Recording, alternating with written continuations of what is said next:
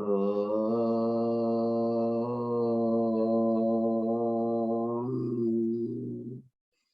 ఓం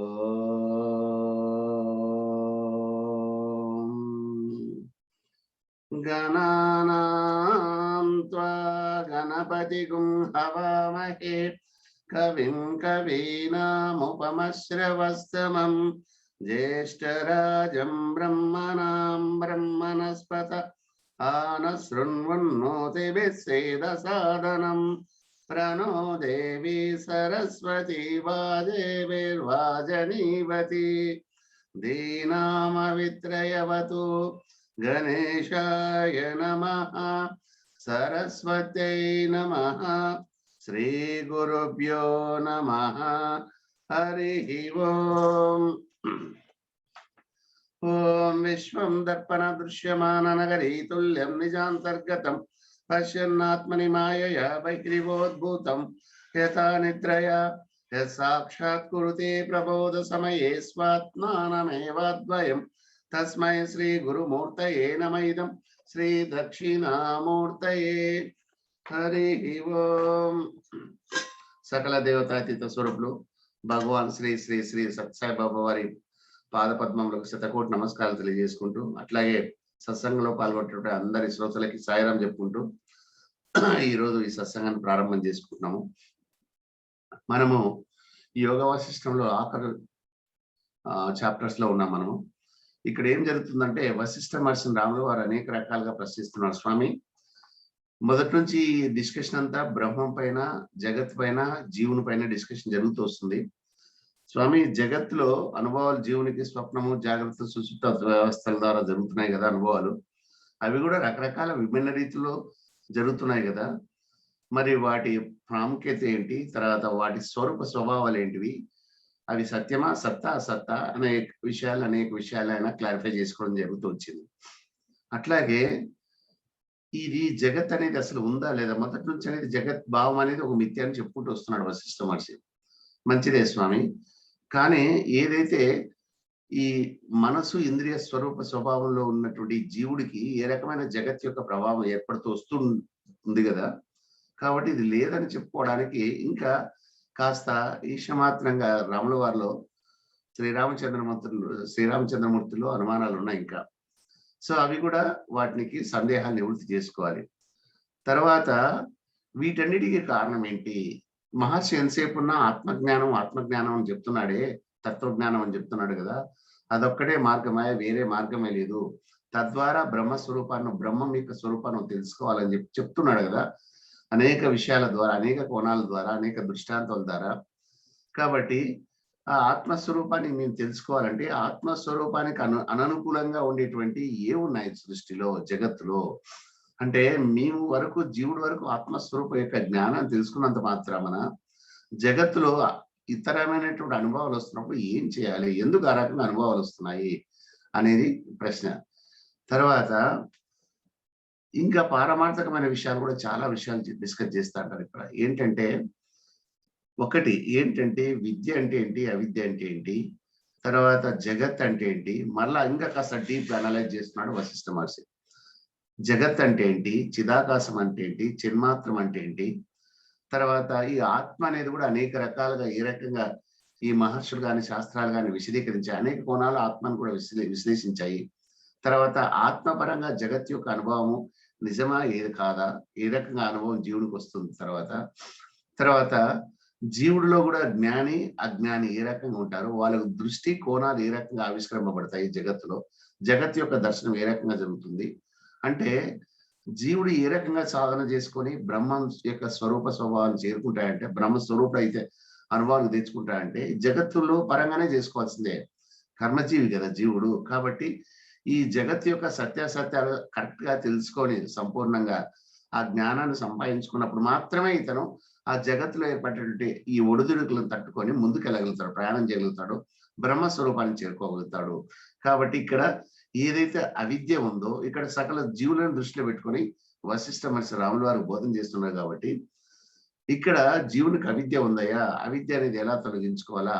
తర్వాత రాముల వారు అడుగుతాడు, ఎట్లా పోతుంది స్వామి అవిద్య, ఇంద్రియాలు ఉన్నాయి కదా, మాకు ఒక కర్తవ్య పాలన ఉంది కదా, వర్ణాశ్రమ ధర్మాలు ఉన్నాయి కదా, వీటిలో ఎవరో మీరు మోక్ష స్వరూపులు, తర్వాత తపోధ్యానులైనటువంటి మీలాంటి మహర్షులకు మాత్రమే ఆత్మ జ్ఞానము, తర్వాత సమతా దృష్టి ఇవన్నీ వస్తాయి తప్ప మామూలు జీవులైనటువంటి మాకు, ఈ కర్మ బంధంలో ఉన్నటువంటి మాకు అటువంటి జ్ఞానం సంపాదించుకొని ఆ రకంగా జీవుడు ఉద్ధరించబడడానికి కావాల్సిన అవకాశాలు ఉన్నాయా?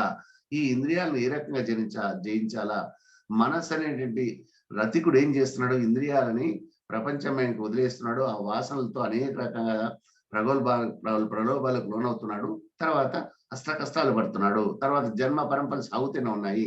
వీటిని ఎలా అదుపులో తీసుకోవాలి? తర్వాత దీనికి ఏదైనా మార్గం ఉందా అని చెప్పేసి రాముల వారు అట్లాగే ప్రశ్నలు వేస్తూ వస్తున్నాడు. తర్వాత జగత్ అంటున్నారు కదా స్వామి, ఈ జాగ్రత్త, స్వప్న, సుషుప్తి ఇవన్నీ వ్యవస్థలు ఉన్నాయి కదా, ఏది సత్యం, ఏది ముందు, ఏది కాదు? స్వప్నంలో, జాగ్రత్తలో అనేక విషయాలు అనుభవంలోకి వస్తున్నాయి కదా. స్వప్నంలో వచ్చిన విషయాలు జాగ్రత్తలో మాయమవుతున్నాయి, కానీ జాగ్రత్తలో వచ్చిన విషయాలు స్వప్నం తర్వాత మళ్ళీ కంటిన్యూ అవుతున్నాయి కదా. దీని విశేషం ఏంటి స్వామి అని చెప్పుకుంటే, మీరు సర్వం మిథ్యని అంటున్నారు కదా, సర్వము చైతన్యం యొక్క భ్రాంతిని అని చెప్తున్నారు కదా. మరి ఈ రకంగా అనుభవం వాస్తవంగా ఈ రకంగా జీవునికి వస్తే మరి ఏ రకంగా దీన్ని విశ్లేషించుకోవాల్సి స్వామి? ఈ రకంగా అనేక రకమైన ప్రశ్నలు ఇస్తూ, తర్వాత ఎవరైతే తత్వజ్ఞాని, ఆత్మజ్ఞాని ఏంటాడో అతని జీవన్ముక్తులైన ఇంతకుముందు లక్షణాలు ఎన్నిసార్లు చెప్పుకున్నాం కదా, అతని నడవడికి ఏ రకంగా ఉంటది? అతనిలో ఒక డైకోటమీ ఉంటది. అంటే ఆత్మపరంగా, అంతర్ముఖంగా, అభ్యంతరంగా అతని నడవడిక వేరే ఉంటుంది, బాహ్యపరంగా అతని నడవడిక వేరే ఉంటుంది. కానీ ఆ సమచిత్తులో అతను స్థిరంగా నెలకొని ఉంటాడు. అది ఏ రకంగా జరుగుతుంది స్వామి? ఆయన యొక్క విశేషణాలు చెప్పమని చెప్పుకుంటూ వస్తున్నాడు. అట్లాగే ఈ ఆత్మ కూడా ప్రతి చోట మీరు అల్టిమేట్ గా ఆత్మ వైపే తీసుకెళ్తున్నాడు డిస్కషన్ అంతా.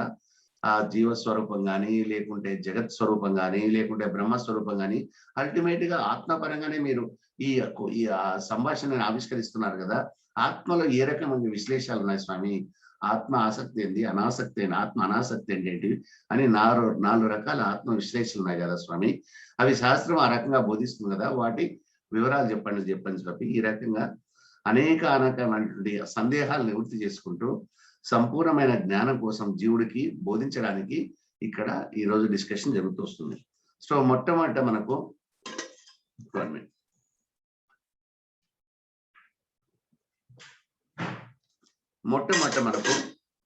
విద్య అవిద్యోపాఖ్యానం.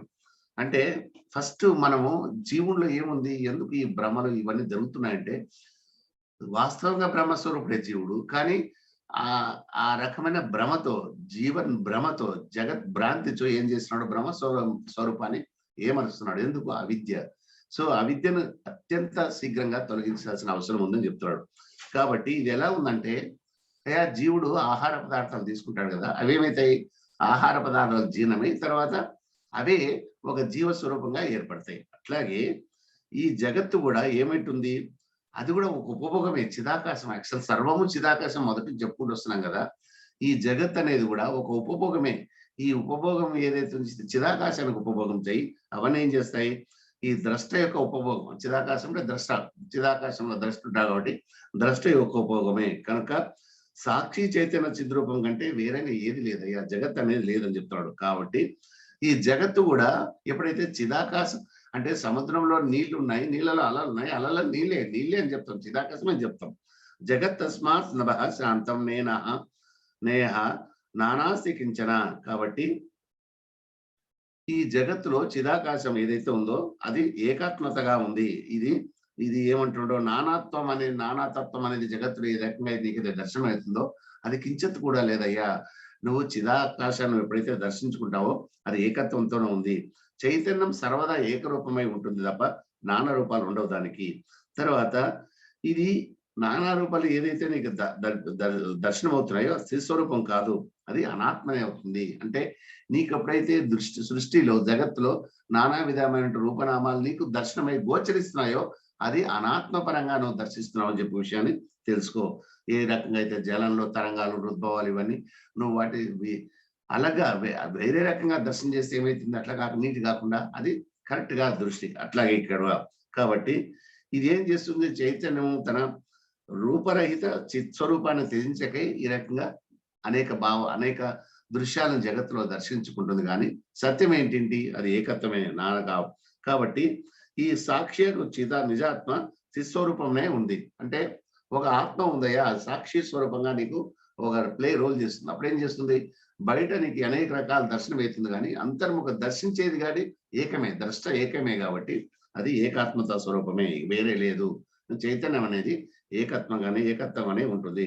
కాబట్టి జాగ్రత్త ద్రష్ట కూడా చిదాత్మ కూడా, అంటే ఈ రకంగా నువ్వు జాగ్రత్తలో కానీ స్వప్నంలో కానీ ఈ ద్రష్ట ఏ రకంగా దర్శనాలు చేసుకుంటాడో, జాగ్రత్త అంటే జగత్తులో మేలుకున్నప్పుడు, స్వప్నంలో నిద్రలో దర్శించినప్పుడు ఇవన్నీ నానా విషయాలు, భవనాలు ఏర్పడుతున్నాయి, మనుషులు ఏర్పడుతున్నాయి, అనుభవాలు ఏర్పడుతున్నాయి. ఇవన్నీ చైతన్యం యొక్క స్ఫురణ మాత్రం తప్ప జాగ్రత్త స్ఫురణ, స్వప్న స్మరణ, ఆ స్వప్న చైతన్య స్ఫురణ, జాగ్రత్త చైతన్య స్ఫురణ, అంతే తప్ప వేరే లేదు. ఇందులో ద్వైతం అనేది లేనే లేదు.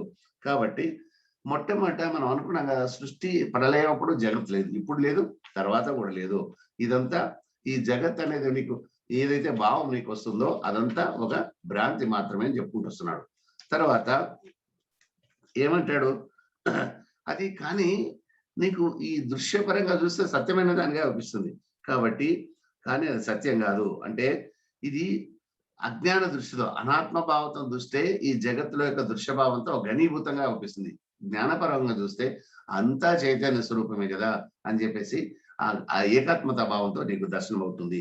ఎందుచేత అంటే మరి అజ్ఞానులకు ఏ రకంగా అనిపిస్తుంది, ఎందుకు ఆ రకంగా డిఫరెన్షియేషన్ గా జ్ఞానులకు అజ్ఞానులకు ఆ రకంగా దర్శనం అవుతుంది జగత్తులో అంటే, రాముల వారి ప్రశ్న అడిగితే వశిష్ఠ మహర్షి సమాధానం చెప్తున్నాడు.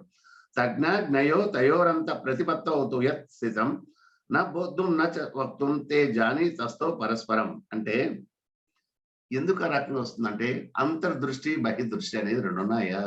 జ్ఞానులకు అంతర్దృష్టి ఉంటుంది, అజ్ఞానులకు బహిర్దృష్టి ఉంటుంది. అంటే వాళ్ళు ఏం చేశారు, అంతర్దృష్టిలో జ్ఞానులు వాళ్ళు తమ సహజీవుల యొక్క సాక్షి రూపాన్నే ఆస్వాదిస్తుంటారు. బయట రూపము, నామము, దేహము, శరీరము, మనసు వీటిపైన దృష్టి పెట్టారు. వాళ్ళు సాక్షి స్వరూపం, తను ఏ రకంగా సాక్షి ఆత్మస్వరూపుడుగా ఉన్నాడు, అదే రకంగా సహజీవనం కూడా సాక్షి ఆత్మస్వరూపులుగా దర్శనం చేసుకుంటాడు.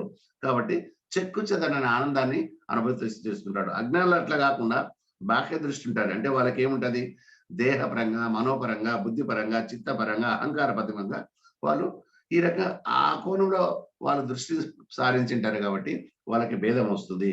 కాబట్టి ఈ రెండు కూడా ఒకటి తమాష ఏమందంటే, ఇక్కడ జ్ఞానులు కానీ అజ్ఞానులు కానీ రెండు కూడా దృష్టి బుద్ధిపరంగా జరుగుతుంది. అంటే ఏంటి, జ్ఞానులు అంతర్దృష్టి ద్వారా బుద్ధి కేంద్రీకరించి సమదర్శనం చేసుకుంటారు. అజ్ఞానులు అదే బుద్ధి ద్వారా ఈ చిత్తం, అహంకారం, ఈ మనసు, బుద్ధి వీటి ద్వారా, బుద్ధి ద్వారా, బహిర్దృష్టి ద్వారా వీళ్ళు దర్శనం చేసుకుంటారు.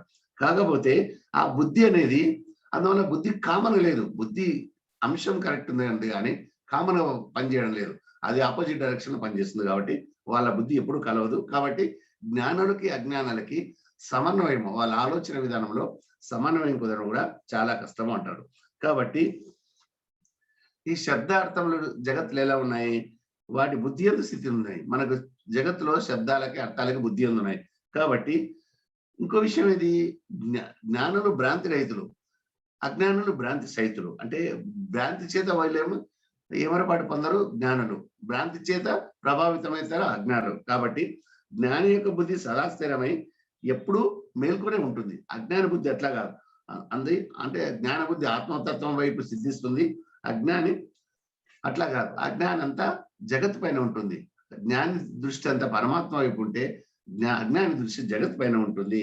కాబట్టి ఈ రకంగా బుద్ధి సర్వదా అస్థిరమై ఉంటుంది. అక్కడ కానీ ఇక్కడ కానీ నిశ్చలగా ఉండదు, జ్ఞానిలో కానీ అజ్ఞానిలో కానీ. అంటే వాళ్ళ గమ్యాల ఆలోచన వేరే ఉంటాయి కాబట్టి ఒకటి రకంగా ఉండవు అని చెప్తాడు. కాబట్టి ఇది కానీ బుద్ధి అభ్యంతరం కానీ ఇది బాహ్యంతరంగా, అంటే బుద్ధి జ్ఞానులకు అభ్యంతరంగా పనిచేస్తుంది, కేంద్రీకరింపబడుతుంది, వీళ్ళకి బాహ్యపరంగా కేంద్రీకరింపబడుతుంది. కాబట్టి అనుక్షణం చంచల బుద్ధి అవుతుంది. కాబట్టి శాస్త్రం ఏం చెప్తుందంటే తమాషగా సరదాగా, జ్ఞాని జగత్ రాహిత్యం చూస్తుంటే అజ్ఞాని అనుక్షణం చంచల బుద్ధి కలిగి ఉంటున్నాడు. కాబట్టి వాస్తవంగా ఇద్దరు చూస్తే జగత్ యొక్క అసలు స్వరూపాన్ని ఇద్దరికి అర్థం కావడం లేదని చెప్తారు. చూడండి ఎంత తమాషగా ఉందో.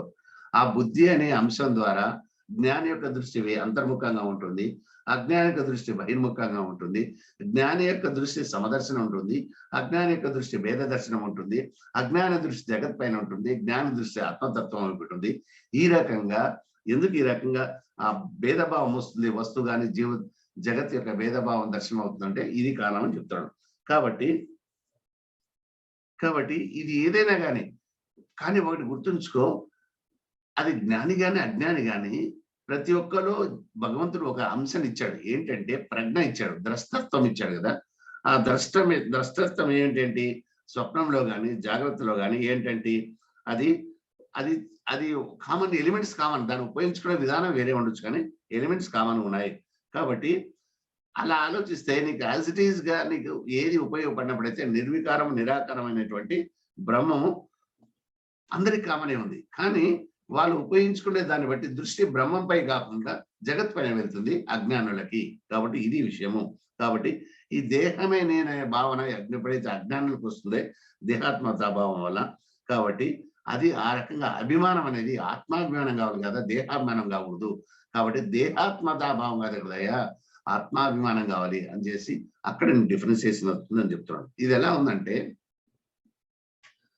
ఇవి యాక్చువల్గా మనం ఏమనుకుంటామంటే అయ్యా ఈ జాగ్రత్త స్వప్నంలో కూడా ఆత్మనే ఏదన్నా దాని ప్రమేయం ఉందా అనుకుంటాం. అది ఎలా ఉంటుందంటే అవి అట్లాంటివి ఏమి ఉండవు ఆత్మలో.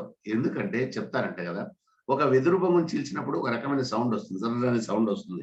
అట్లాగే ఒక తరంగం నుండి తరంగాలు అట్లినప్పుడు గుల్గుల్ అనే శబ్దం వస్తుంది.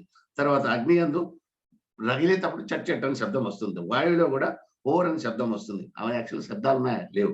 అట్లాగే ఏ రకంగా అయితే ఈ శబ్దాలన్నీ కరెక్ట్ కాదో, ఇవన్నీ వాస్తవం కాదో, ఆ రకంగా అదే రకంగా ఈ జాగ్రత్త కానీ స్వప్నాలు కానీ ఆత్మలో లేవయ్యా అంటాడు. మరి ఆత్మలో లేవు జాగ్రత్త స్వప్నం అంటే ఈ మాటిమాటికి జాగ్రత్త స్వప్నాల డిస్కషన్ ఎందుకు వస్తుందంటే జీవుని యొక్క అనుభవాలను ఇక్కడే జరుగుతున్నాయి కదా, అందువల్ల ఆ స్థితుల గురించి డిస్కషన్ అవుతుంది.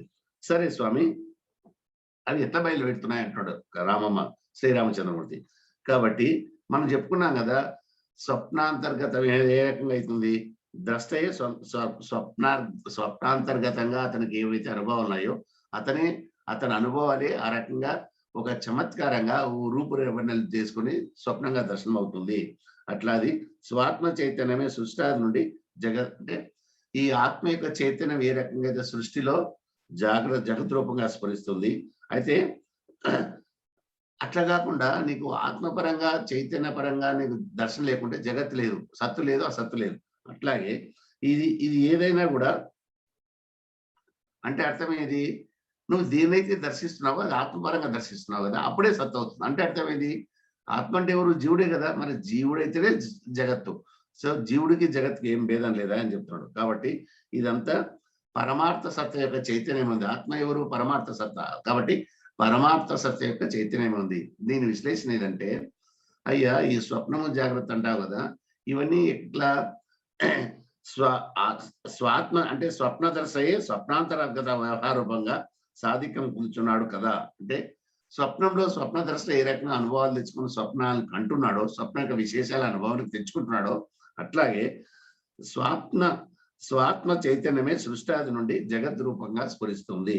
అయితే అంటే అది చూసే పరికరం అనేది ఒకటి ఉంది కదా, ఆ పరికరం ద్వారానే జగత్ దర్శనం అవుతుంది. పరికరమే లేకుండా జగత్ ఎక్కడ ఉంది? లేదు కదా. అట్లాగే ఇక్కడ ఇదంతా ఆ పరికరం ఏది? జీవుల్లో ఉన్నటువంటి ఆత్మ. కాబట్టి ఆత్మస్వరూపుడే జీవుడు. కాబట్టి జీవుడు జగత్తు ఒకటే. కాబట్టి జీవుడు జగత్ పరంగా నువ్వు దర్శనం అవుతున్నట్టే ఆత్మస్వరూపంగా దర్శనం అవుతుందని చెప్పడం. కాబట్టి ఇదంతా పరమాత్మ యొక్క సత్తయ్య రామ అని చెప్తాడు. కాబట్టి ఇవన్నీ ఏం చేసేవి? మరి చిదాకాశ స్వరూపే మనం తెలుసుకున్నాం కదా, మొత్తం దేంట్లో ఇమిడి ఉన్నాయంటే మొత్తం చిదాకాశ స్వరూపంలోనే ఉన్నాయి జీవుడు కానీ జగత్తు కానీ చెప్పేసి. కాబట్టి ఈ రకంగా ఉంది. ఇదేంటంటే శుద్ధ బోధైక స్వరూపంగా ఆత్మ ఎందలి విశ్రాంతి. కాబట్టి ఏ రకంగా అయితే ఈ భావం మనం కరెక్ట్ గా అనలైజ్ చేయాలంటే, అంటే ఏదైతే అనవసరమైన విశ్లేషణ మనం పట్టుకోకుండా అవసరమైన విశ్లేషణ పట్టుకొని జీవితాన్ని సాఫల్యం చేసుకోవాలంటే శుద్ధ బోధైక స్వరూపముగా ఆత్మ ఏదే ఆత్మకు అసలు శిస్సులైనటువంటి దాన్ని ఏ రకంగా మనము ఆత్మని అనుభవించాలనే జ్ఞానం మనకు శుద్ధ బోధక స్వరూపముగా ఆత్మని నువ్వు తెలుసుకోవాలంటాడు. కాబట్టి ఇది అది ఎందుకంటే శుద్ధాత్మ ఉన్నాడు. నువ్వు ఆత్మ శుద్ధాత్మగా ఉన్నప్పుడు జీవుడు ఆ శుద్ధాత్మ యొక్క ఉపయోగాన్ని సరిగ్గా ఉపయోగపెట్టుకున్నప్పుడే జీవునికి సత్ఫలితం వస్తుంది. కాబట్టి ఈ జాగ్రత్త, స్వప్న, ఈ భేదాలు, ఆలోచనలు ఇవి ఎంతవరకు సబబో, ఎంతవరకు వీటిని పరిగణనకు తీసుకోవాలనే విషయం తేటతెల్లమవుతుంది. ఆత్మైవ హిదాత్మనో బంధువు ఆత్మవైరిపు ఆత్మనః ఆత్మాత్మనా నచేతత్రాత తదుపాయోస్తి నేత్ర. కాబట్టి ఇది ఏం చేయాలి? నిరంతరంగా కృషి చేయాలి రామ. నిరంతరమైన కృషి సాధన చేత మాత్రమే, ప్రయత్నం చేతనే ఆత్మజ్ఞానం చెందుతావు. ఎవరైతే ఆత్మజ్ఞానాన్ని సంపాదించుకుంటాడో అప్పుడు ఆత్మయే అతనికి చాలా క్లోజ్ గా ఉండేటువంటి బంధువుగా తయారవుతాడు. అట్లా ఉండకపోతే అది శత్రువు అవుతాడు. కాబట్టి ఇంకా అనుక్షణం ఆత్మజ్ఞానం కలిగిన వాడికి ఆత్మజ్ఞానమే రక్షిస్తుంది అతనికి, ఇతరత్ర ఏంది లేదు. కాబట్టి ఈ దృశ్యం యొక్క మాయా మోహాల నుంచి అధిగమించాలంటే ఆత్మజ్ఞానం అవసరము. స్వకల్పిత మనోవేదన నుండి రక్షించాలంటే మనం ఎన్నో భ్రమలకు లోనవుతాం కదా ఈ దృశ్యం వల్ల, వాటి నుంచి రక్షణ పొందాలంటే ఆత్మజ్ఞానం అవసరం అని చెప్తున్నాడు. తర్వాత ఇది ఎలా సంపాదించుకుంటావా? బాల్యమా తెలిసి తెలియని వయసు, వార్ధక్యమా శరీరం కోఆపరేట్ చేయదు, ఇతరత్ర కూడా మనకు శక్తులు సన్నగిలింటాయి. అప్పుడు ఏంటి? యవనమే కరెక్ట్. కాబట్టి యవన దశలో రాముల వారు ఈ రకంగా అయితే ఇప్పుడు యవన దశలో ఈ ఆత్మజ్ఞానాన్ని, మోక్ష శాస్త్రాన్ని తెలుసుకుంటున్నాడో, ఓ సభా సభికులారా మీరు కూడా ఈ ఆత్మజ్ఞానాన్ని తెలుసుకోవాలా, మీరు చాలా ఇంపార్టెంట్ అని చెప్పేసి వశిష్ఠ మహర్షి ఆ సభికులందరికీ చెప్తున్నాడు. శుద్ధ బుద్ధి అంటే శుద్ధ బుద్ధి ఎప్పుడైతే మీకు తెలుస్తుందో అప్పుడు ఈ సంసారం అనే సముద్రాన్ని ఈజీగా దాటగలుగుతారు. అదైవకుడు శ్రేయో వృద్ధ సన్మిం కరిష్యసి స్వగాత్రాన్యపి భారాయ భవంతి ఈ విపరయే. కాబట్టి ఇప్పుడు మనం తాత్సారం చేశామా, ఏముందిలే, తొందర ఏముందిలే, నిదానంగా నేర్చుకుంటామంటే ఏముంది? ఆయుస్సు క్షణికభంగనం, అందులో యవనం ఇంకా తక్కువ. కాబట్టి ఇంకా కాలం త్వరగా వెళ్ళిపోతుంది. కాబట్టి ఇక్కడ ఏమాత్రం ఏమరపాటు లేకుండా మీరు ఈ ఆత్మ జ్ఞానాన్ని మీరు తప్పకుండా నేర్చుకోవాలి సాధనల ద్వారా. ఇక్కడ ఏ రకంగా తెలుసుకుంటారంటే మీరు సత్యాస్త్రము సాధు సంగత్యం అని మీకు మొదటి నుంచి చెప్తున్నాను కదా, వాటి ద్వారా మీరు ఈ ఆత్మ జ్ఞానాన్ని, మోక్ష శాస్త్రాన్ని తెలుసుకోవాలా. కాబట్టి ఇప్పుడు మీరు ఈ రకంగా తెలుసుకోకపోతే ఏమవుతుంది? ఈ శాస్త్ర ప్రవచనం సాధన రూపాయలతో తెలుసుకోకపోతే మీరు ఉద్ధరింపబడరు. ఆ పరిస్థితి చూసి మాకు చాలా జాలి వేస్తుంది మీ పైన అని చెప్తున్నాడు. కాబట్టి ఇది ఆత్మజ్ఞానాన్ని సమర్పించుకుంటూ జీవుడు బ్రహ్మమే జీవుడు స్వతహాగా జన్మతరగా ఈ జీవుడు ఈ అంశం వచ్చినప్పుడు అతను బ్రహ్మమయమే. కానీ తెలుసుకోవాలంటే ఈ తత్వజ్ఞాన బలం అవసరము. కాబట్టి ఇది ఆ తత్వజ్ఞాన బలం యొక్క బుద్ధి చేతన మాత్రమే సశాంతి పొందుతాడు. తర్వాత ఈ జగత్పరమైన విషయాలని స్వప్నమే అని తెలుసుకుంటాడు. ఒక రకమైన సమబుద్ధి, స్థితి బుద్ధి, స్థిత చిత్తం గలవాడవి ఈ రకంగా ఈ జీవన్ముక్తుడు కానీ విదేహముక్తుడు కానీ సాధన సాధించడం జరుగుతూ వస్తుంది. కాబట్టి ఈ జీవితంలో కామక్రోధ లోభ మోహమద మాత్సర్యాలు, తర్వాత దావాగ్నులు ఎప్పుడూ మనకు పీడిస్తూనే ఉంటాయి. ఇక్కడ సుఖం లేదయ్యా. ఇక్కడ దాటుకోవాలంటే ఈ విక్షేపాలంతా మనం అధిగమించాలంటే తప్పకుండా మనకు ఆత్మజ్ఞానం అవసరము. కాబట్టి ఈ ఇంద్రియాలు ఉన్నాయి కదా, ఈ మనస్సుతో అదిలించబడతాయి. ఎట్లయితే రథసారథి గుర్రాలను అదిలించి యుద్ధరంగానే తీసుకెళ్తాడో అట్లాగే ఈ సంసారమనే బడబాగ్నిలోకి ఈ మనస్సు అనే రథసారథి ఇంద్రియాలను ఎట్లా తొక్కుతుంది, వేస్తుంది. కాబట్టి అక్కడ మనకు చాలా లేనిపోయిన సమస్యలను వస్తాయి. కాబట్టి ఇవన్నీ మనం ఒక అగ్నితో కాలబడేటువంటి ఇంటిలో మనం దుప్పటి కప్పుకొని పనుకుంటే ఎట్లా కాలిపోతాం. కాబట్టి జాగ్రత్త. మీరు ముందే సమయానికి ఈ జీవితము చాలా కష్టతరంగా మీకు మనిషి జన్మ వచ్చింది కాబట్టి దీన్ని నేలపాలు చేసుకోవద్దు, ఉద్ధరింప చేసుకోండి. ఆత్మజ్ఞానం కోసము నడుం బిగించండి అని చెప్పేసి వశిష్ఠ మహర్షి ఆ సీక్వెన్స్ లో చెప్పుకుంటున్నాడు. అంటే అవిద్యను ఎట్లా తొలగించుకోవాలా, విద్య ఏంటి, విద్య స్వరూప స్వభావాలు బ్రహ్మస్వరూపమే జీవుల్లో ఉంది. కానీ దాన్ని రియలైజ్ చేసుకోవాలా, ఇగ్నైట్ చేసుకోవాలా. నువ్వు తెలివివంతుడా అజ్ఞానివా ఇవన్నీ సాధన ద్వారా బయటకు వస్తాయి తప్ప నువ్వు ఏమి సాధన చేయకుండా నాకు అయ్యో ఇది అయిపోతుంది కాదు. ఆ ప్రయత్నం అవసరము, ఆ సాధన అవసరము, ఆ శాస్త్రాధ్యాయం అవసరము, ఆ సాధు సంగత్యం అవసరము, ఆ కృషి అవసరము. అప్పుడే నీకు ఈ రకమైన మాయామోటాలు ఇవన్నీ పోతాయి. ఎందుకంటే జగత్తు కూడా బ్రహ్మమే. నువ్వు జగత్తు అంటే ఆ బ్రహ్మమే ఇంకో రకంగా జగత్తుగా దర్శనం ఇస్తుంది. ఎందుకు? నీలో అనాత్మ ఉంది, నీలో అవిద్య ఉంది. దాన్ని విద్యగా మార్చి ఆత్మస్వరూపంగా రియలైజ్ అయితే జగత్తు బ్రహ్మంగా తయారవుతుంది. బ్రహ్మ యొక్క మంచి అనుభవాలు నీకు వస్తాయి అని చెప్పేసి ఆ రకంగా మ్యాచ్ చేస్తున్నాడు మహర్షి. జీవుడు అంతర్ముఖంగా జగత్ బహిర్ముఖంగా రెండు మ్యాచ్ చేస్తూ సాధన ఏ రకంగా సాగించాలని చెప్పేసి చెప్తూ వస్తున్నాడు వాళ్ళు.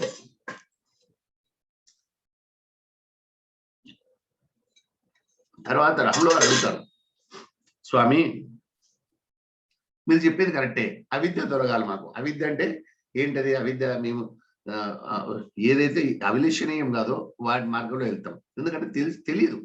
తర్వాత ఈ అరిషడ్ వర్గాల ద్వారా ప్రభావితం అవుతాం. అలాగే శాస్త్ర విరుద్ధమైన కర్తవ్య పాలన చేస్తుంటాం, ఇవన్నీ చేస్తుంటాం కదా.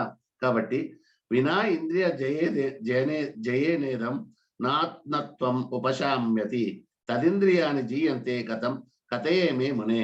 కాబట్టి మహర్షి ఈ వీటన్నిటికీ కారణము ఇంద్రియాలను మేము జయించలేకపోవడమే కదా. ఆ ఇంద్రియాలు మాలో ఉన్నంత వరకు, ఆ ఇంద్రియ పైన మేము ఆధిపత్యం చలామణి చేయనప్పుడు వరకు, అంటే ఆ ఇంద్రియాలను అదుపులో తీసుకోనంత వరకు మేము అవిద్య పాలవుతాం కదా. ఇంద్రియాలను ఏ రకంగా కంట్రోల్ చేసుకోవాలా? భగవద్గీతలో కూడా శ్రీకృష్ణ పరమాత్మ అర్జునుడికి సమాధానం చెప్పినట్టు ఇదే, ఎలా చేయాలంటాడు. అప్పుడు వశిష్ఠ మహర్షి చెప్తాడు, అంటే ఈ ఇంద్రియాలపైన ఎట్లా జయం సంపాదించాల స్వామి అని చెప్పండి వశిష్ఠ మహర్షి అని శ్రీరామచంద్రుడు రమలో వశిష్ఠ మహర్షిని అడగడం జరుగుతూ వస్తుంది. ఇక్కడ వశిష్ఠ మహర్షి చాలా చాలా చాలా సరళమైన విషయంలో ఈ ఇంద్రియాలపైన ఎట్లా మనం ఆధిపత్యం సంపాదించుకోవాలి, వాటిని ఏ రకంగా, ఒక రకంగా ఫోకస్ ఉండే ఇంద్రియాన్ని ఇంకో రకంగా ఫోకస్ చేస్తే ఏ రకమైన భావన మనకు వస్తుందనే విషయాన్ని చాలా చక్కగా విశదీకరిస్తున్నాడు. ఇక్కడ ఏమంటా అంటే, ఏందయ్యా అంటే, దీపం ఉందయ్యా, నీలో బ్రహ్మస్వరూపం అంశం ఉంది, కానీ నీ చూపు సన్నగిలింది. అంటే చూపు సన్నగిలినప్పుడు ఏం చేస్తూ, దీపం వెలుతురుంది కానీ చూడగలిగే శక్తి నీలో అంతంత మటుకు ఉంది కాబట్టి చిన్న చిన్న వస్తువులు గదిలో దౌపించవు. అట్లాగే ఇక్కడ ఏంటండి, విషయములందు ఆసక్తి ఉన్నవాడు, తర్వాత ఏదో దేని మాయ చేత కానీ భ్రాంతి చేత కానీ దేనో వెంటాడేవాడు, తర్వాత ఈ ఈ శాస్త్రములు వింటున్నప్పటికీ శాస్త్ర ప్రవిచితమైనటువంటి సాధనలు అప్పుడప్పుడు ఉపక్రమిస్తున్నప్పటికీ బ్రహ్మ దర్శనం ఉపయుక్తం లేదు. అంటే ఆ ఫోకస్ లేదు అతనిలో, ఎందుకంటే డైవర్షన్ ఉంది కాబట్టి, ఎందుకంటే బికాస్ ఆఫ్ ఇంద్రియాలు. కాబట్టి ఇంద్రియాలకు ఇవన్నీ ఫోకస్ కావాలా, ఒక ఏకాగ్రత, చిత్త ఏకాగ్రత అత్యంత ఆవశ్యకము కదా. దాని చిత్తశుద్ధి ఇవన్నీ కావాలంటే ఏకాగ్రత చాలా ముఖ్యం కదా. దానికి ఇంద్రియ శమము దమము నిధిధ్యాస ఇవన్నీ కావాలంటే కావాలి కదా. ఎలా అంటే అది దానికి అవసరం. కాబట్టి ఒక్కసారి నువ్వు ఇంద్రియాల పైన జయం సంపాదిస్తే అప్పుడు మోక్ష ఫలసిద్ధి సులభంగా, సాధన సులభంగా జరుగుతుంది అని చెప్పి దానికి కొన్ని యుక్తులు చెప్తున్నాను రామా వినంటాడు. ఇక్కడ ఏంటంటే అప్పుడు అనలైజ్ చేస్తాడు, జీవుని అనలైజ్ చేస్తాడు.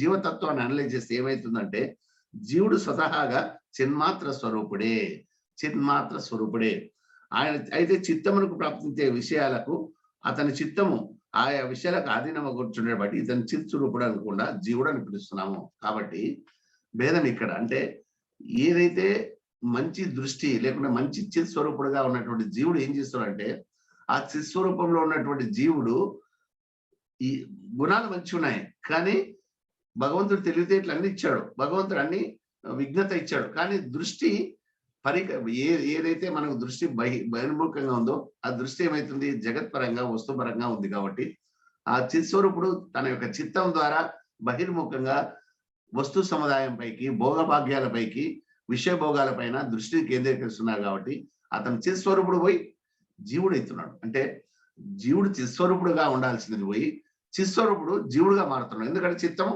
బాహ్యం పైన దృష్టి బాహ్యం పైన కేంద్రీకరింపబడింది.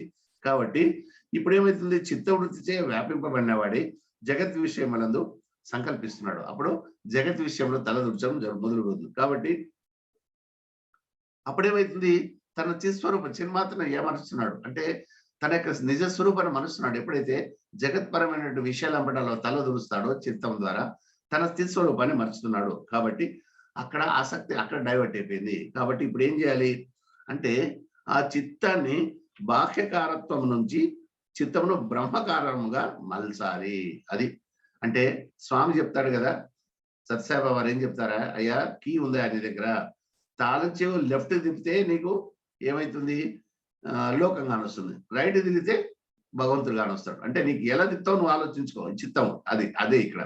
కాబట్టి ఈ చిత్తం ఏం చేస్తుంది, ఈ చిత్తం నువ్వు ఏం చేస్తావు, బాహ్యపరంగా చేసి జగత్ విషయాలపైన ప్రలోభాలకు లొంగి చిత్ స్వరూపమైన జ్ఞానాన్ని మర్చిపోతావు. అట్లా కాకుండా ఆ చిత్తాన్ని అంతర్ముఖంగా నువ్వు బ్రహ్మముఖంగా బ్రహ్మాకారంగా మలచాలి. అంటే ఏంటి? దీనికి ఒక ప్రత్యాహారము చాలా ముఖ్యం అంటాడు. అంటే ఇది లైన్ ప్రత్యాహారము, ప్రాణాయామం ప్రత్యాహారం అని రెండు ఒకసారి వస్తాయి. కాబట్టి ప్రత్యాహారం అని, కాబట్టి అభ్యంతరం ఆకర్షించాలి. బ్రహ్మకారత్వ ప్రబోధం అనే అభ్యాస రూపమై సుతీక్షణమైన అంకుశం యొక్క పోట్ల చేత చిత్తం అనే మొదలుపెట్టి వశం చేసుకోవాలి. చిత్తమును నిరోధిస్తే గాని ఇంద్రియములు నీకు జయించబడు. మనం ఏం చెప్తుంటాము పతంజలి యోగ శాస్త్రంలో కూడా, ఎందుకయ్యా యోగం అంటే చిత్త వృత్తిని నిరోధించడానికి అని చెప్తాం. ఇంకో రకంగా ఏం చెప్తారు, ప్రాణాయామము ప్రత్యాహారము అని రెండు రకాలు వస్తాయి. ప్రత్యాహారం అంటే ప్రాణాయామం అంటే ఈ ప్రాణము, దేహము, మనస్సు. ప్రాణము, దేహము, మనస్సు కదా, ఈ మూడు ఉన్నాయి క్రిటికల్ ఎలిమెంట్స్. సో ప్రాణాన్ని నువ్వు ఏ రకంగా ప్రాణవాయువుని ప్రాణము అపానముని ఈ రకంగా యోగాభ్యాసం ద్వారా దాన్ని నిలకడ చేస్తే అదొక ప్రాణాయామం. తర్వాత ప్రత్యాహారం అంటే శమము దమము అంటే మనోనిగ్రహము, ఇంద్రియ నిగ్రహం, ఈ రెండు కావాలి. అంటే అప్పుడు నిధి ధ్యాసనం దొరుకుతుంది. ఇది శాస్త్రం. ఇక్కడ ఏం చెప్తున్నా అంటే, అయ్యా నువ్వు ఏం చేస్తున్నావు, ఆ చిత్తాన్ని బ్రహ్మాకార వృత్తిగా మార్చాలి, బ్రహ్మాకారత ప్రబోధంగా చేయాలి. అంటే చిత్తాన్ని నువ్వు అదుపు చేయాలి. ఒక అంకుశంతో ఒక సవారి ఏం చేస్తాడు, ఏనుగును కంట్రోల్ చేసి దాన్ని దారిలోకి తెచ్చుకుంటాడు. అట్లాగే ఈ చిత్తాన్ని కూడా నువ్వు దారిలోకి తెచ్చుకొని అభ్యంతరంగా ఇంటర్నల్ గా ఆత్మవైపుకు చేయాలి. అంటే ఇంద్రియాలకు ఎవరు నాయకుడు, మనసు అంటే చిత్తమే. కాబట్టి ఆ చిత్తాన్ని ఎప్పుడైతే నువ్వు చక్కగా అధికారంలోకి తీసుకొచ్చుకుంటావో ఏ రకంగా, అప్పుడు నీకు ఏమైతే పాదరక్షలు వేసుకుంటే ముళ్ళబాటలే నడుచుకుంటాం. ఎంటైర్ ముళ్ళబాటలు చర్మం వేసి నడచలేము. చెప్పులు వేసుకుంటే చర్మం కవర్ అవుతుంది కాబట్టి వాటితో మనం కవర్ అయ్యి నడక సాగిస్తాం. అట్లాగే ఈ ఈ ఈ లీడర్ ఎవరైతే చిత్తం అనే లీడర్ మనసును మనం స్వాధీనం చేసుకోగలిగితే అప్పుడు ఇంద్రియాలు మనం వశం అవుతాయి. అప్పుడు ఇంద్రియాలను మనం సద్వినియోగపరచుకోవడానికి అవకాశం ఉంటుందని చెప్తున్నాడు. కాబట్టి ఇక్కడ ఏమవుతాడు, ఎవరైతే తన జీవ సమితిను బ్రహ్మంతో ఏకం చేసి ఆత్మయందు స్థితి కలిగి ఉంటాడో అతని మనసు పరమశాంతం పొందుతుంది. క్రిటికల్ ఎలిమెంట్ ఇక్కడ. అంటే ఆ చిత్తాన్ని బహిర్ముఖంగా కాకుండా అంతర్ముఖంగా, అంటే ప్రత్యాహారం ద్వారాగా ఆత్మ వైపు నువ్వు మరలిస్తే, బ్రహ్మ వైపు మరలిస్తే ఏమైతుంది, అప్పుడు నీకు ఇది పరమశాంతి తత్వం దొరుకుతుంది అనేది. అంటే ఆ విద్యా స్వరూప స్వభావాలు మాయమైతాయి, విద్యా స్వరూపం వస్తుంది. కాబట్టి చిత్తవృత్తిని బ్రహ్మంతో ఏక చేయడం అంటే చిత్తం ఏ వృత్తి ద్వారా ఏ అనుభవం సిద్ధిస్తుందో అట్టి వ్యవహారంలో వృత్తులు, సందర్శనలు ఇవన్నీ కూడా మరి అంత ఈజీ చెప్తున్నారు, ఎట్లా అనొచ్చు. కరెక్ట్, నువ్వు చిత్తవృత్తిని అంతర్ముఖంగా మార్చాలని చెప్పుకోవడానికి బాగుంది, ఎట్లా మారుస్తావంటే అప్పుడు ఒకటి ఏంటంటే, చిత్తం ఏం చేస్తుంది, ఫ్రీగా వదిలేస్తే అది బయట చూస్తుంది కదా, బయట తిరుగుతుంది కదా, ఆ వస్తువులు కావాలా, ఈ భ్రమ మోహాలు ఇవన్నీ కావాలి కదా. అప్పుడు ఏం చేయాలంటే నీలో ఒక భావన సుస్థిరంగా రావాలా. ఈ లీలలు, ఈ వ్యవహారాలు, ఈ క్రీడలు, ఈ జగత్ దర్శనాలు, ఈ అనుభవాలు మొత్తము పరమాత్మ యొక్క స్వరూప స్వభావాలనే భావన నీకు క్లియర్ గా సుస్థిరపడాలి. అంటే పరమాత్మ భావం ఎప్పుడైతే నీకు దృష్టి యొక్క పరమాత్మ భావం యొక్క దృష్టి నీలో కేంద్రీకరింపబడి స్థిరీకరించబడిందో అప్పుడేమైతుంది, ఆ చిత్తము ఏది దర్శనం చేసినా దాంట్లో ఈ పరమాత్మ అనేది గుర్తు లేకొస్తాడు. కాబట్టి అప్పుడు అంతర్ముఖంగా అది ప్రయాణం చేయడానికి వీలవుతుంది అని చెప్తున్నాడు. కాబట్టి అప్పుడు బ్రహ్మంతో ఏకం కావడానికి ఇంద్రియాలు కానీ అంటే చిత్తము ఏకమైతే కంపల్సరీగా ఆ ఇంద్రియాలు కూడా ఆ చిత్తాన్ని మనసునే ఫాలో అవుతాయి. కాబట్టి ఇంకా ఎటువంటి పరిస్థితుల్లో కూడా ఈ చిత్తము దాన్ని ఫ్రీగా వదిలేసి ఆ జగత్పరంగా భ్రమలకు లోను కాకుండా కాపాడుకోవడానికి వీలవుతుంది. అంటే రెండు రకాల ఎలిమెంట్స్. ఒకటి ఏంటి, అయ్యా చిత్తం అనేది చిన్మాత్ర స్వరూపుడైన జీవుడు ఏం చేస్తున్నాడు, ఆ చిత్తం ఒకటి ఉంది, ఆ చిత్తం బహిర్ముఖంగా వెళ్ళినప్పుడు ఈ చిన్మాత్ర స్వరూపాన్ని వదిలేసి జీవుడుగా జీవితాన్ని సాగిస్తున్నాడు. అట్లా కాదు కదా, ఆ చిన్మాత్ర స్వరూపమైనటువంటి చిత్తాన్ని అంతర్ముఖంగా అభ్యంతరంగా ప్రయాణం చేస్తే ఏమవుతుంది, ఇంద్రియాల పైన జయం సాధించవచ్చు. ఎట్లా, అప్పుడు ఆత్మ బ్రహ్మస్వరూపంగా దాని ధ్యాసను మరలవచ్చు అని చెప్పాం కదా. మనం ఇంతకుముందు కూడా ఏం చెప్పాము, ఇంతకుముందు వాటిలో కూడా మనం ఏం చెప్పుకున్నామంటే ఆ ప్రకరణాలు కూడా మనసు అనేది చాలా క్రిటికల్. అయ్యా స్వామి కూడా చెప్తాడు, మనసే మచ్చిక చేసుకుంటే దాన్ని ఎట్లయినా దాన్ని మనం మలుచుకోవచ్చు. అంటే అసలు మనిషికి మనసు ఉన్నంత స్నేహితుడు ఎవరు లేరట. ఎందుకంటే దాన్ని విచ్చలవిడిగా వదిలితే అది చాలా ప్రమాదాలకు దారితీస్తుంది. అలా కాకుండా మచ్చిక చేసుకొని దాన్ని మంచి మార్గంలో పెడితే ఆత్మను వెతుక్కుంటూ పోతుంది అది అని చెప్పారు. మనం ఇంతకుముందు ప్రకరణలో కూడా అది జరుగుతుంది. ఆ డిస్కషన్ ఇక్కడ మళ్ళా రివీల్ అవుతుంది మనకు. అంటే ఆ మనస్సు చిత్తం అనేది ఉంది కదా నీకు, ఆ చిత్తాన్ని జాగ్రత్తగా ఉపయోగించుకోగలిగితే అది ఏ రకంగా ఏదో ఉపాయం చేత ఎట్లా ఒకవేళ నీ జగత్ దర్శనంలో ఏవేవో అవుపిస్తున్నాయి నీకు వచ్చిందనుకో, అవన్నీ ఏం చేస్తావు నీలో భావం అంటే నీ దృష్టిని బట్టి ఆ సృష్టి కదా. దృష్టి ఏ రకంగా ఉన్నాడు, భగవంతు దృష్టి ఉన్నాడు నీలో. అంటే భగవత్ పరంగా దైవపరంగా నీ దృష్టి సృష్టి యొక్క రూప సౌందర్యాలను ఆస్వాదిస్తున్నావు. అప్పుడు ఏమవుతుంది, దాంట్లో మళ్ళీ వాసనలు చేరడానికి వీలు లేదు చిత్తంలో. అప్పుడేం చేస్తుంది, చిత్తం ఆటోమేటిక్ గా ఆత్మపరంగా తర్వాత బ్రహ్మపరంగా ప్రయాణం సాగిస్తుంది. అప్పుడు శుభకరం అవుతుంది అని చెప్పేసి ఈ రకంగా డిస్కషన్ తీసుకొస్తున్నాడు వశిష్ఠ మహర్షి రాముల వారికి. అంటే ఇంద్రియాలు ఏ రకంగా జయించాలని. కాబట్టి అప్పుడేమైతుంది, అంతటా బ్రహ్మమే, లోపల బ్రహ్మమే ఉంది, బయట బ్రహ్మమే ఉంది. అంటే చిత్తం అనేది దాని స్వతగా ఆలోచన లేదు, దానికి ఎవరు ఇంపోజ్ చేయాలి.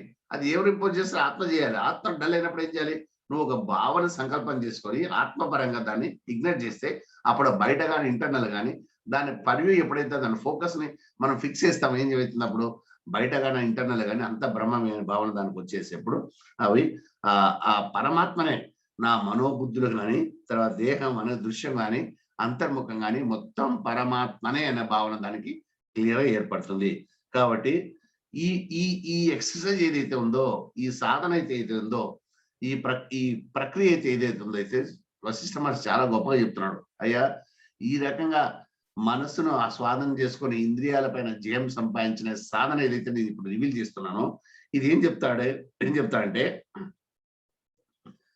తీర్థములు సేవించడం ఎందుకు కానీ, లేక శాస్త్రమును పఠించడం ఎందుకు కానీ, లేక యోగ శక్తులను సమపార్జించినందువల్ల కానీ, తపస్సులు చేయడం వల్ల కానీ, యజ్ఞయాగాది క్రియా సమూహుల చేత కానీ శమించదు సుమా అంటాడు.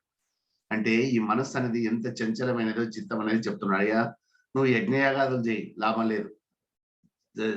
తపో ఏమంటారు, తీర్థాలను సేవించు, మంచి మంచి దేవాలయాలు వాటిని సేవించు, లాభం లేదు. తర్వాత శాస్త్రాలను పఠించు, లాభం లేదు.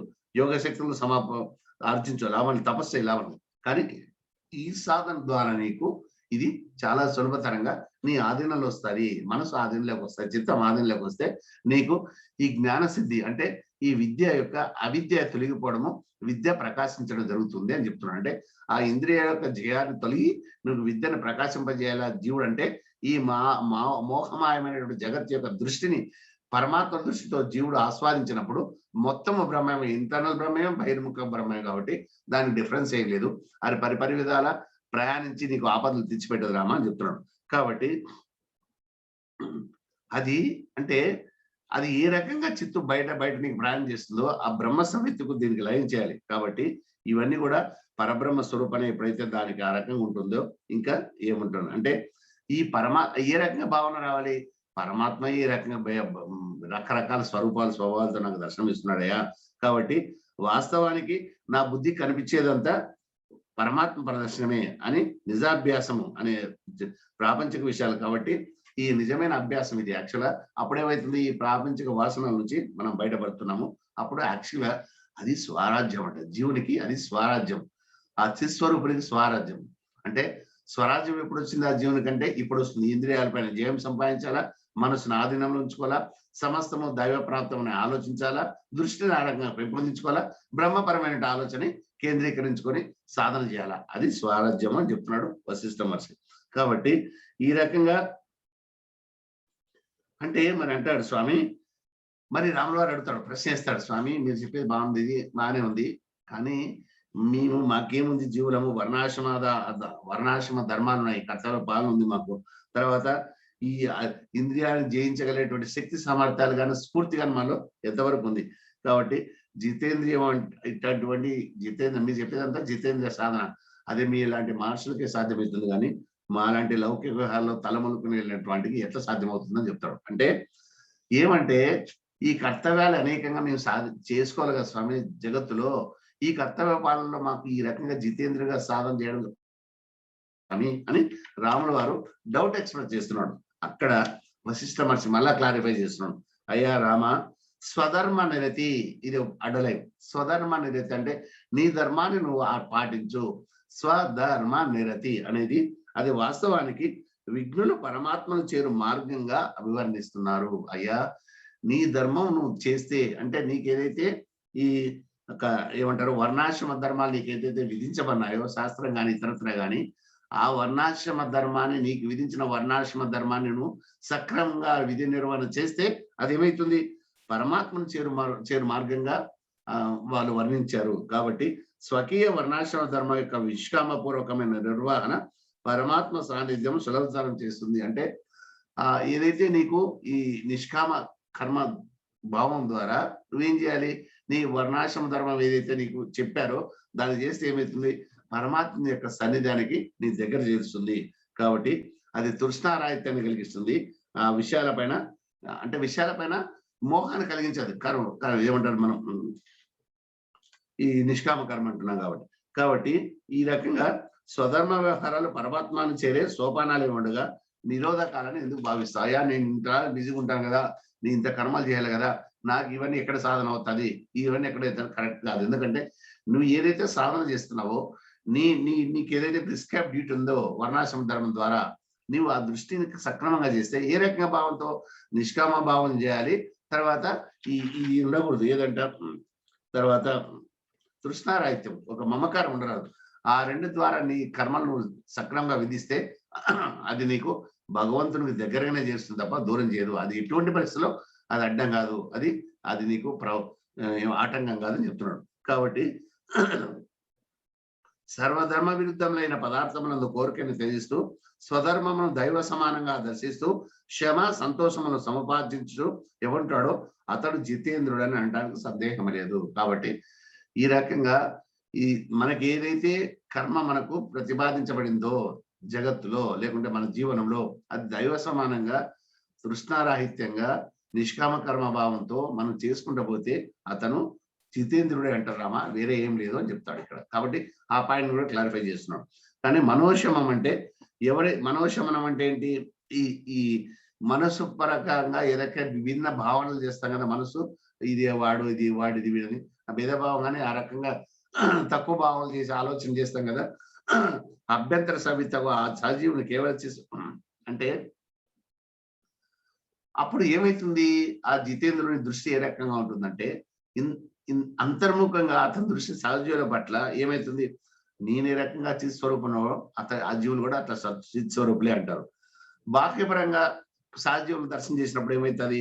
ఇతని రూపం వాసన కాదయా, ఇతను జలంలో తరంగం ఏ రకంగా ఉందో అట్లా బాహ్య రూపమే, కానీ ఇది క్షణికం కదా. కాబట్టి దానికి అతీతమైనటువంటి ఈ రూపురేఖలకు అతీతమైనటువంటి ఆత్మతత్వాన్ని దర్శించడానికి ప్రయత్నిస్తాడు జితేంద్రుడు. కాబట్టి ఆ రకంగా శుద్ధ మానసత్వం కూడా డెవలప్ అవుతుంది, శుద్ధ బుద్ధిత్వం కూడా డెవలప్ అవుతున్నాడు. కాబట్టి ఇట్లా అభ్యాసవశం చేత ఏమంటుంది?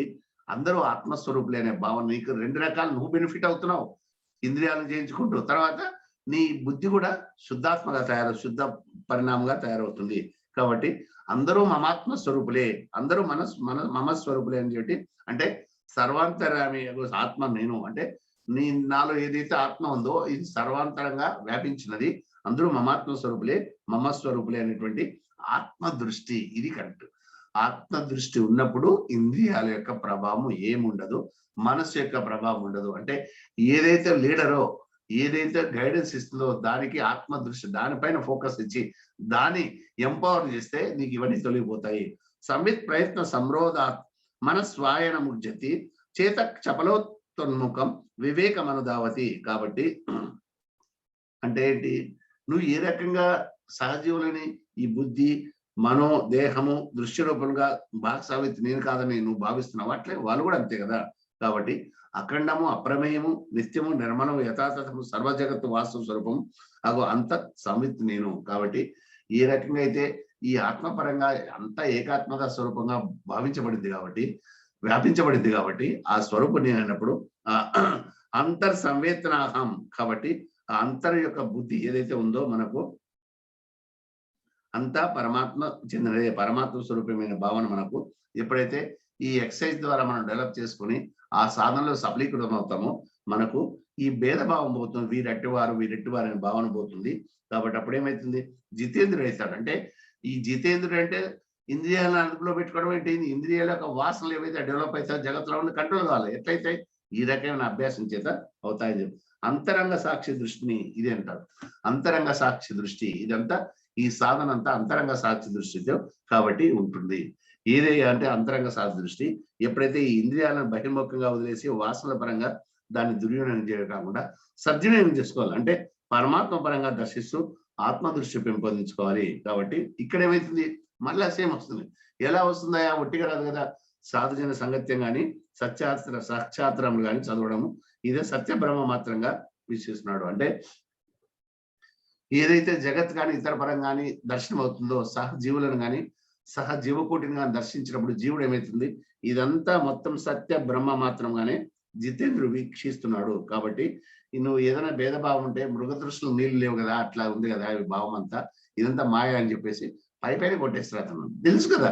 ఎప్పుడైతే ఈ జ్ఞాన సంపద సాధన ద్వారా తెలుసుకున్నాడో అప్పుడు తనకు తానే ఆ బంధత్వం నుంచి విమోచడవుతున్నాడు. ఆ సాధన ద్వారా ఆత్మజ్ఞానం సంపాదించుకోవడంతో పాటు పరమాత్మ స్వరూపం అంతటా వ్యాపించున్నదని చెప్పేసి విషయాన్ని కూడా సత్యాన్ని కూడా గ్రహించుకుంటున్నాడు.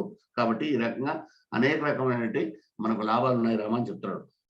కాబట్టి జగత్ అనేది విశేషణము దృశ్యత్వం, అది అది వచ్చి మనల్ని ఇన్ఫ్లుయెన్స్ చేయడం, మనం ఇన్ఫ్లుయెన్స్ అవుతున్నాం దానివల్ల, అది ఇంపార్టెంట్. కాబట్టి ఆ రకంగా అవుతుంది. అందుకే ఇంకా సత్యబోధ ఎప్పుడైతే ఈ రకమైనటువంటి ఆత్మదృష్టి గల వారికి బంధం ఎక్కడుందాయా, మోక్షం ఎక్కడుందాయా, ఇవన్నీ తటాకంలో నీళ్లు ఉన్నాయి, తరంగాలు కానొస్తున్నాయి, ఎండిపోయింది తటాకం, తరంగాలు ఎక్కడున్నాయి. అట్లాగే ఎప్పుడైతే ఆత్మదృష్టి ఉందో ఇంకా నీకు భేదభావం ఏమో దృశ్యం ఎక్కడుంది, తర్వాత ఈ భ్రాంతి ఎక్కడుంది, భ్రమ ఎక్కడుంది, ఇవన్నీ వెళ్ళిపోతాయి. కాబట్టి ఇవన్నీ చూస్తే రామ చిదాకాశ మాత్రమాగు నేను నీవు అన్ని మొత్తం కూడా జగత్ వ్యవహారం అంతా కూడా చిన్మాత్రమే. ఇవన్నీ ఇక్కడ చిదాకాశం చిన్మాత్ర స్వరూపాలుగా ఉన్నాయి. అంటే ఆ మ్యాక్రో ఎలిమెంట్ ఏదైతే ఉందో, ఏదైతే స్వరూప స్వభావం ద్వారా జీవుడు కానీ జగత్ కానీ జగత్ అనుభవాలు కానీ జీవుని యొక్క అనుభవాలు కానీ జీవుని యొక్క విశేషమైన అనుభూతులు ఏ రకంగా మనం సాధనలతో బహిర్ముఖం చేసుకుని సాఫల్యం సంపాదించుకోవాలని విషయాలు క్షుణ్ణంగా అర్థం చేసుకున్నప్పుడు ఏమవుతుందంటే ఈ రకంగా అధ్యస్థము అధిష్టానం. అంటే నేను నీవులతో కూడిన దృశ్య జగత్తు, నేను నీవు జగత్తులు ఎందుకో అంటే ఆ భావం క్లియర్గా తెలిసిపోతుంది. అయ్యా ఎప్పుడైతే ఈ ఏకాత్మతా భావం నీలో డెవలప్ అవుతుందో అప్పుడు ఏమవుతుంది, నీలో పరమాత్మ దృష్టి డెవలప్ అవుతుంది. సర్వం పరమాత్మ యొక్క అనుగ్రహమే తెలిసినప్పుడు నీకేమవుతుంది, విషయాల పటాలు నిన్ను వెంటాడవు, ఇంద్రియాలు చల్లబడతాయి, మనసు స్వాధీనం లేకొస్తుంది, మనసు బ్రహ్మపరమైన సాధనలో మునుగుతుంది. కాబట్టి ఈ జాగ్రత్త స్వప్న ఇవన్నీ కూడా ఇంపార్టెంట్ కాదు, అవన్నీ సెకండ్ అవుతాయి, అవన్నీకి పెద్ద ప్రమేయం ఉండదు చెప్పుకుంటాడు. కాబట్టి ఇదంతా ఎట్లయింది. కాకపోతే ఇంకోటి కూడా గుర్తుంచుకో, నీ స్వప్నము జాగ్రత్త సుశుద్ధన్నావు కదా, ఇవన్నీ అనుభవాలు ఎవరో లోపల జీవుడు అనుభవిస్తున్నాడు కదా. కాబట్టి ఆ నేనే నువ్వు, ఆ నేనెవరు, ఆత్మనే. కాబట్టి ఇదంతా స్వప్న దర్శన యొక్క అనుభవాలే స్వప్నంలో దర్శనం అవుతున్నాయి. అట్లాగే జగత్తులో ఏమవుతున్నాయి, ఆత్మ చైతన్య స్వరూపుడైన జీవుని యొక్క అనుభవాలే జగత్ పరంగా నీకు దర్శనం అవుతున్నాయి. కాబట్టి చైతన్యం యొక్క స్ఫురణే ఈ స్వప్నం కానీ జగత్ కానీ అవుతున్నాయి. కాబట్టి అల్టిమేట్గా ఏంది, చైతన్యం ఎవరు, నీవే, జీవుడే. కాబట్టి ఇదంతా స్వయం ప్రకాశనమైనది, ఇంత ఏం లేదు. అంటే నీ సంకల్పానుసారమే దృశ్యం యొక్క అనుభూతి నీకు కలుగుతుంది. కాబట్టి ఇదంతా ఏం లేదు అని చెప్తున్నాడు. కాబట్టి ఎప్పుడైతే నీ దృష్టి యొక్క ఒక ఏమంటారు, దృష్టి నీ కుడికను కానీ ఎడమ కను గాను నువ్వు దర్శనం చేసుకుంటావా, లేకపోతే చూస్తున్నావా, అప్పుడు ఏం చేస్తావు, కుడి కన్ను చూస్తే ఇంకో రకంగా అవుపిస్తున్నాయి, ఎడమ కన్నుతో ఇంకో రకంగా యాంగిల్ అవుపిస్తుంది అంటున్నావు. కాదు, నువ్వు ఆ చూసే దృశ్యం యొక్క సారాన్ని సమగ్రంగా అర్థం చేసుకున్నప్పుడు ఏమవుతుంది, ఈ కన్నా నీకు అర్థం అవసరం లేదు, అది స్పష్టంగా నీకు ఆ భావన ముద్రించబడుతుంది మనసులో. కాబట్టి అట్లా ఉంటుంది. కాబట్టి ఆ జ్ఞానం ఏదైతే నీకు ఉంటుందో ఆ జ్ఞానం ద్వారా దృశ్యము ద్రష్ట దృశ్యవన్నీ కూడా సెకండ్ రేట్ అవుతాయని చెప్తాడు. కాబట్టి పరమపదము బ్రహ్మమందు ఇది మొదలు ఇదంతా ఇవన్నీ ఉండవు. కాబట్టి ఇదంతా ఇది కాకపోతే ఇంకోటి ఏంటి, ఈ సమస్త చిదాకాశంలో ఉంది. కాబట్టి విద్య అవిద్య కూడా మొత్తం కూడా పరమాత్మే. ఆ విద్య కూడా ఇంకో రకంగా పరమాత్మ స్వరూపమే. ఎందుకంటే అది కూడా ఇమిడించాడు కదా, మన కర్మఫలాన్ని అనుభవించడానికో దృష్టి పరాన్ని ప్రభావితం చేయడానికి ఉంది కదా జీవుల్లో. అందుకని లలిత శాస్త్రంలో విద్య అవిద్యా స్వరూపిణి లలిత శాస్త్రం అంటారు. అంటే విద్యా స్వరూపిణి ఆవిడే, అవిద్యా స్వరూపిణి కూడా ఆవిడ, మాయ ఆవిడే, జ్ఞానాన్ని ప్రసాదించే తల్లి కూడా ఆవిడ, మోక్షాన్ని ప్రసాదించే తల్లి కూడా ఆవిడే. కాబట్టి ఈ రకంగా ఉంటున్నాడు. అంటే ఇక్కడ ఏందయ్యా అంటే మళ్ళా అవస్థలకు వస్తున్నాడు. ఏంటంటే సుషుప్తిలోన, తర్వాత తురియ అవస్థలోన మనం ఏమనుకున్నాం, జాగ్రత్త స్వప్న సుషుప్తులు ఎంత మనసు డల్ అయిపోతుంది, శాంతంగా ఉంటుంది. కానీ ఆత్మ మనస్సు ఉంటుంది, కానీ అజ్ఞానావృతమైన ఆత్మ ఉంటుంది. దాంట్లో ఆత్మకు అది ఉంటుంది, కానీ ఆత్మ దాని యొక్క ఏమంటారు యాక్టివేషన్ ఉండదు. కానీ యాక్టివేషన్ ఎప్పుడు ఉంటుంది ఆత్మలో, కానీ దాని యొక్క ఆ రోల్ బయటికి రాదు. తురియ అవస్థలో అది కరెక్ట్ శుద్ధాత్మగా ఉంటుంది. కాబట్టి అనుభవం చూస్తే జీవుడు ప్రశాంతంగా ఉంటాడు. ఎక్కడ సుషుప్త వ్యవస్థలో, తురియ అవస్థలో పరమ ప్రశాంతంగా ఉంటాడు. డిఫరెన్స్ ఏంటంటే సుషుప్తిలో ఆత్మ ఏమైతుందో అజ్ఞానావృతమై ఉంటుంది, కానీ తురియంలో శుద్ధాత్మ రూపంగా ఉంటుంది. ఇది ఎట్లా ఉందంటే ఒక తాడును చూసి మనం పాము అనుకుంటాం కదా, కాదని మరి తాడు అనుకుంటాం కదా, అది సుషుప్తి వ్యవస్థలో ఆత్మ యొక్క దర్శనం. అట్లా కాకుండా తాడునే భావిస్తాం కదా, తురియ అవస్థలో ఆత్మ యొక్క దర్శనం. సో ఆ డిఫరెన్స్ చేసుకుంటుంది. అంటే ఇక్కడ జ్ఞాని మరి ఇక్కడ జ్ఞాన డిస్కషన్ తీసుకొస్తున్నాడు. జ్ఞానం ఏం చేస్తాడు, జాగ్రత్త స్వప్నంలో కూడా ఈ తురియ అవస్థ అనేది మనం చెప్పాం కదా, తురియలో జాగ్రత్తలో ఉంది, స్వప్నంలో ఉంది, సుషుప్తిలో ఉంది. తురియ అవస్థ ఉంది, మూడిట్లో ఉంది. కానీ అది ఎల్లప్పుడూ ఉంటుంది. కానీ ఇక్కడ ఏమైతుంది, జాగ్రత్తలో జ్ఞానికి జాగ్రత్త స్వప్నంలో తురియ అవస్థని తెలుసుకుంటున్నాడు అతను. కానీ అజ్ఞానం చేస్తున్నాడు, జాగ్రత్త స్వప్న సమయంలో తురియ స్థితిని ఏమరుస్తున్నాడు. అంటే ప్రతి చోట డైవర్షన్ ఉంది. ఏదైతే కరెక్ట్ మార్గంలో జ్ఞానం అవలంబిస్తున్నాడో అక్కడ అజ్ఞాన్ని దాటి తప్పుతున్నాడు. కాబట్టి ఇవన్నీ కూడా తురియమే అవుతున్నాయి. అల్టిమేట్ గా మనకేమవుతున్నాయి, ఈ జాగ్రత్త స్వప్న తర్వాత సుషుప్తి వ్యవస్థలు కూడా తురియంగానే తయారవుతున్నాయి. కాబట్టి అది అల్టిమేట్ యాక్షన్, నిజవాస్తవ స్వరూపం అది అని చెప్తున్నాడు. ఈ ద్వైతము ఇవన్నీ కూడా ఇక్కడ ఏం లేదు. ద్వైతాద్వైత సముద్భేదై వాక్య సందర్భ విభ్రమై క్రీడంత అబుద్ధ శిశవో బోధ వృద్ధ అనంతితాను. కాబట్టి ఇది ద్వైతము కాదు అద్వైతము, ఇవన్నీ భేదంతో, ఇవన్నీ ఏంటంటే ఇవన్నీ అయ్యా ఈ ద్వైతము అద్వైతము ఇది ఒకటి రెండోది లేదు, ఇట్లా ఈ శాస్త్రము తర్వాత ఈ ఏమంటారు దానికి ఫిలాసఫికల్ డిస్కషన్ అవుతుంది కదా, ఎందుకు స్వామి అని రాములు వారు అడుగుతారు. అంటే ఈ అజ్ఞానంలో ఆ ద్వైత భావన కదా తొలగించాలంటే ఈ రకమైన టాపిక్ ని తీసుకొచ్చి డిస్కస్ చేయాలి, వాళ్ళకి ఆ జ్ఞానాన్ని ప్రసాదించాలని చేయాలి. ఇది ఎట్లా ఉంటుందంటే ఒక ఇంటిలో ఒక గృహిణి చీపురు తీసుకొని మొత్తం దుమ్ము తీసేసి దుమ్మును మూల పెడుతుంది, తర్వాత మిగతా శుభ్రంగా ఉంటుంది. అట్లాగే ఈ ద్వైతము ద్వైతమైన దుమ్మునంతా కడిగేయాలి దీని ద్వారా. ఏదంటే ఈ ఈ ఈ మన ఈ చీపురు అనే జ్ఞానం ద్వారా కడిగేసి మూలగా పెట్టేసి అప్పుడు అద్వైతాన్ని బోధిస్తే వాళ్ళు స్వీకరించడానికి వీలవుతుంది. కాబట్టి ద్వైతాద్వైత విచారణ చీపురు, అదే చీపురు. ఇది విచారణ చేయాలి. ఎందుకంటే స్వామి మరి అంతా ఒకటైనప్పుడు ఎందుకు ఇంతలానే మాకు ఈ శాస్త్రాలు బోధలు గురువులు చెప్తున్నారని రామరావు అడిగితే చెప్తున్నారు సమాధానం. ఈ ద్వైత అద్వైత విచారణ ఎందుకు చేస్తారంటే ఏ రకంగా అయితే అజ్ఞానులు ఆ ద్వైతం ద్వారా భేదభావం ద్వారా బాధపడుతున్నారో వాటిలో ఆ భావన తొలగించడానికి, వాళ్ళకి కరెక్ట్ అయిన బోధన తెలుసుకోవడానికి ఈ రకమైన బోధన చేస్తున్నాము. చీపురుతో మట్టి ఒక మూల పెట్టి తర్వాత శుభ్రం ఏ రకంగా చేస్తామో ఆ రకంగా ఈ ద్వైత భావాన్ని ద్వైత అద్వైత విచారణ ద్వారా శుభ్రం చేసి ఆ వాళ్ళలో భావశుద్ధిని కలిగిస్తున్నామని చెప్తున్నాం. జీవుల హృదయ గృహములను పరిశుభ్రపరచడం ఆ రకంగా జరుగుతున్నారు. కాబట్టి ఇదంతా తచ్చిత్త తద్గత ప్రాణబోధయంత పరస్పరం కథయంత తన్నిత్యం తుష్యంతి చరమంతి చ. కాబట్టి అప్పుడు అవిద్య దొరికిపోతే ఏమైతుంది, ఎప్పుడైతే అవిద్య దొరికిపోతుందో మొత్తం విద్యనే వస్తుంది. ముముక్షులు బ్రహ్మస్వరూపులై ఉంటారు, బ్రహ్మ ముందు నిలుకుంటారు. కాబట్టి ఇంకా అద్వైతమా అటువంటి టాపిక్ ఉండవు, వాళ్ళకి అవసరం లేదు, ఇంకా తెలుసుకున్నారు దాన్ని సత్యాలు. కాబట్టి ఇది ఇది ఇది ఏదైనా కానీ చూసే దృశ్యం ఒకటైనప్పుడు ఎడమ కన్ను చూస్తా కుడి కన్ను చూస్తా అంత భేదం లేదు.